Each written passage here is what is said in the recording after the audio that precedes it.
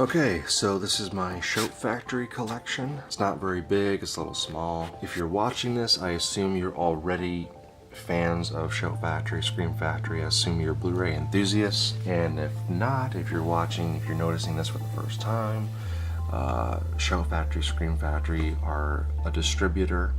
They release films on Blu-ray, specifically horror films. The first one I ever noticed, the first one I ever got, was They Live. I picked it up because I only had it on DVD, and what really got me, the selling point, was the special features, because I'm all about the special features. I'm a nut for behind the scenes and stuff. And the DVD that I used to have of They Live had no special features, and that was my first foray into Scream Factory, Shout Factory. And then I told my friends, and now I have started a pandemic. And the best part, you get these great commissioned posters, newly commissioned artwork. And if you're a sucker for artwork, on the reversible sleeve, the original theatrical one sheet. If you're a Blu-ray enthusiast watching this, you know how important having the slipcover is to any movie. I don't know if it's like an OCD thing or what. When you have a lot of movies, it's just a lot faster and easier to find them if they're in alphabetical order. So let's start in alphabetical order. Army of Darkness, a must-have. Beautiful poster art by Paul Shipper. He's an artist very much following in the footsteps of Drew Struzan, the famous poster artist. And as you can see, it's got the original poster art on the other side. And this one's got 3 discs, and it's got 4 versions of the movie. A lot of bang for your buck there. Black Christmas, I just picked this one up in time for Christmas, though this one didn't come with the slip cover, which kind of ticks me off. Haven't opened it yet, haven't watched it yet, but I will. Never actually seen this movie, and filmed it here in Canada. Buckaroo Banzai, underrated gem, lost 80s gem. Great poster art, again, by Paul Shipper. Now this is a new division from Shout Factory called Shout Select, and they do more prestigious films. I think this is the first one. Yeah, the first of Shout Select.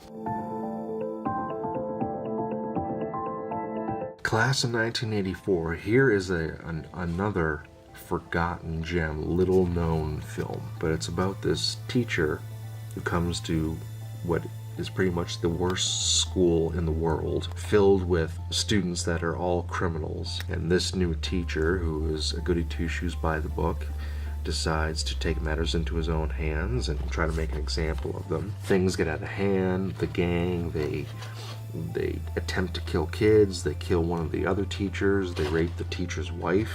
It's a pretty brutal flick. It was filmed in Toronto, which is pretty much my backyard, featuring a young Michael J. Fox in one of his earliest roles. This was a movie that my best friend always told me about growing up, but we never saw it. We could never find a VHS copy of it. So for years we knew about it.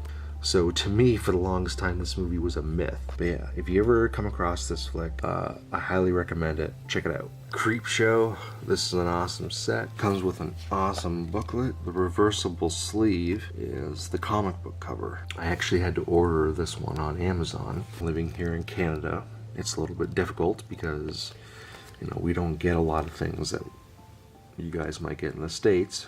Darkman, one of my all-time favorite films. I'm really glad they got the rights to this.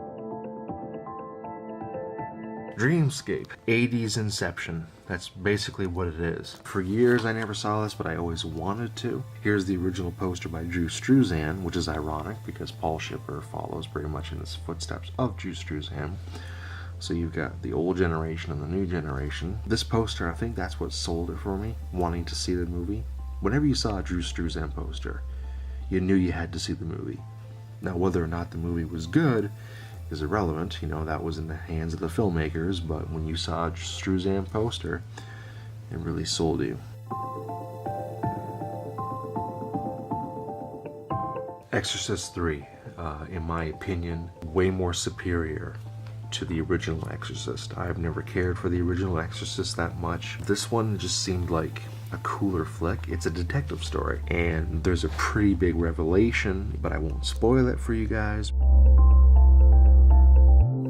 Halloween 3, Steelbook edition. This is brand new. That's another thing Shout Factory's doing a lot lately, is re-releasing some of their older releases but with a steel book cover, most of which have a new scan of the original negative, 4K or 2K depending on the film. Lady in White, I remember seeing it as a kid at my grandparents. I noticed that Show Factory was doing this and I decided to get it. This poster is, I think, an international poster or a European poster.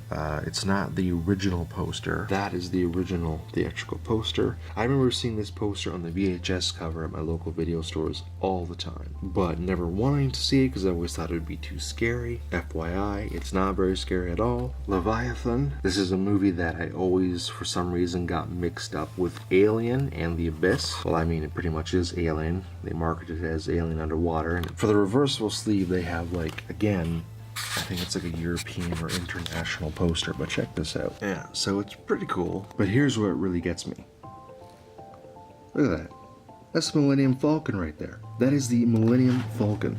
It's like they, in Europe, they needed a poster and they didn't have any photos or designs of the underwater facility, so they took the Millennium Falcon.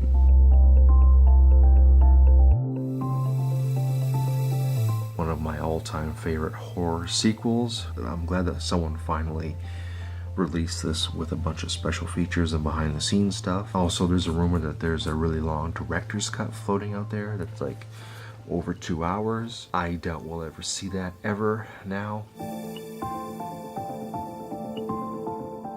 Prince of Darkness, again, John Carpenter, awesome poster art, awesome cover. This is by Justin Osborne. He's done a lot of the Show Factory, Scream Factory releases. He caught my eye too.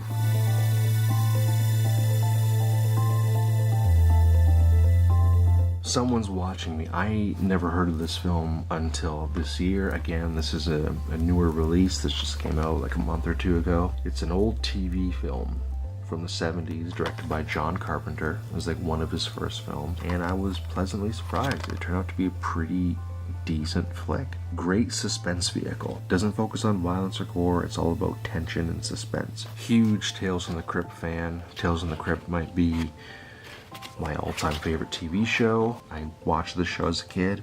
I don't know why, I don't know how, but I did. But I'm glad that Scream Factory did the movies, because I love, well, I only like this movie. Bordello Blood kind of sucks. The Thing, again, John Carpenter, must have. Awesome poster by Paul Shipper. I like the original poster better, but that's okay. To Live and Die in LA. For the longest time, I couldn't find this on DVD anywhere. This is a Shout Select, it's number 8. And last but not least, another John Carpenter, Village of the Damned. Another forgotten horror gem from the 90s. Christopher Reeve's last film before his accident, unfortunately. Poor guy, God bless him. Alright, and that's my Show Factory collection. It'll expand. I'm definitely gonna keep checking in and seeing what new releases Show Factory is gonna release. Be sure to check out my friend's channel, Roadworm Entertainment.